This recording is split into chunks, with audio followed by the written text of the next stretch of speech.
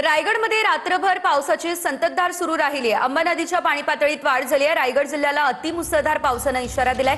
जिल्हा प्रशासनाकडून 7 तालुक्यांमधील शाळांना आज सुट्टी जाहीर करण्यात आलेली आहे। रायगड जिल्ह्यामध्ये काल रात्रीपासूनच मुसळधार पाऊस जो आहे तो बरसत आहे। आपण सध्या बघताय अंबा नदी दृश्य आहेत। अंबा नदीच्या पाणी पातळीमध्ये देखील वाढ झालेली आहे।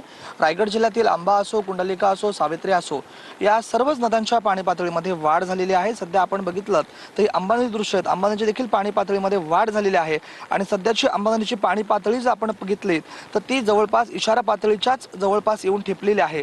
त्याचबरोबर आपण जर बघितलं तर रायगड जिल्ह्यासाठी आज, उद्या आणि परवा अर्थातच 3 दिवस जो आहे तो अति पावसाचा इशारा जो आहे तो हवामान खात्याने वर्तवलेला आहे आणि त्यानुसारच आपण जर बघितलं तर रायगड जिल्ह्यातील 7ही तालुक्यातील ज्या शाळा आहेत त्यांना जी आहे ती सुट्टी जी आहे ती जाहीर करण्यात आलेली आहे। कामाव्यतिरिक्त नागरिकांनी बाहेर निघू नये असा इशारा जो आहे तो प्रशासनाच्या वतीने नागरिकांना देखील देण्यात आलेला आहे। राज वैशंपायन, कॅमेरामॅन योगेश सावंतसह राज वैशंपायन, ट्यून मराठी, रोहा, रायगड।